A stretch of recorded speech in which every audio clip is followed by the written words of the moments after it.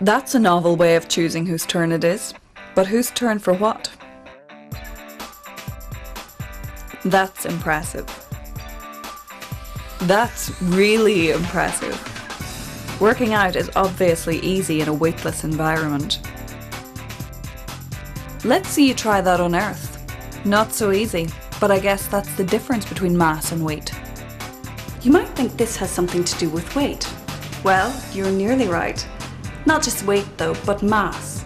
Mass is the amount of matter in an object. Weight, however, the feeling of something being light or heavy, is caused by gravity acting on the object.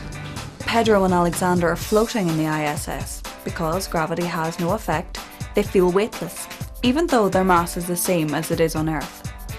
You can see Pedro lifting another astronaut, Umberto Guidoni, here on Earth. Umberto's mass is not that much different to Alexander's, but because he's on Earth, what Pedro's feeling is his weight.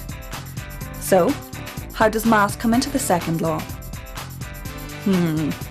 This science stuff is very serious. One ball is wooden and the other is brass.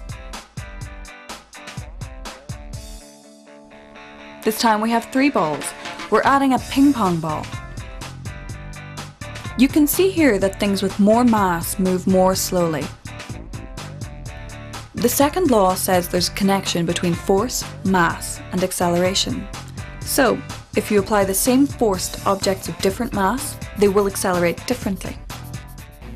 Exotic, a stream with a steady current. There's 1 floater versus 5. I wonder who's going to win. Less mass means more speed. He's way faster. A force is applied, and according to the first law, she should accelerate.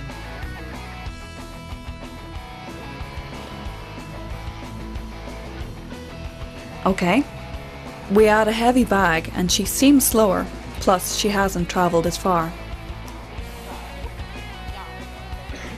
This is just like the ISS experiment. That's not a fair race, guys. Here we have magnets set up to repel each other. Magnetism is a force, isn't it? It looks like the skate carrying the load is travelling slower, and that makes sense. More mass means less velocity when the same force is applied.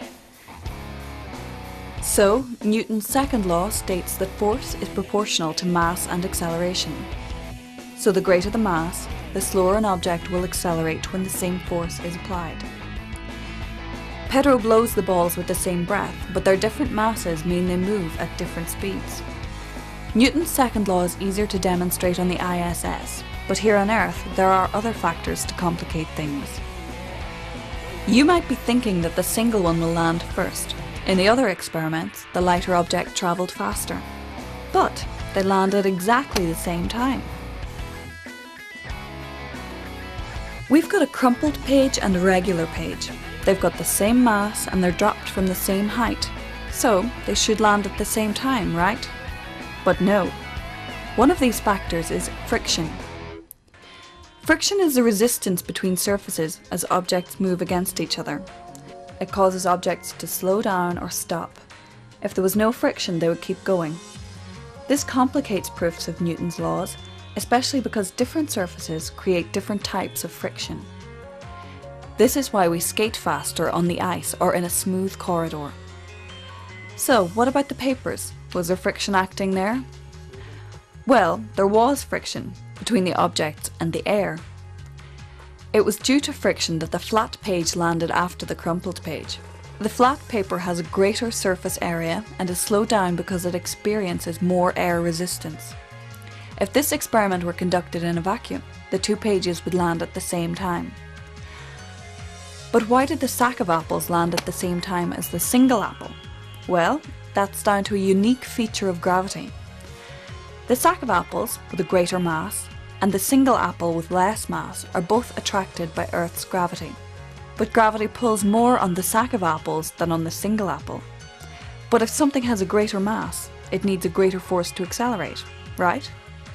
So that, in the end, both have the same acceleration and hit the ground at the same time.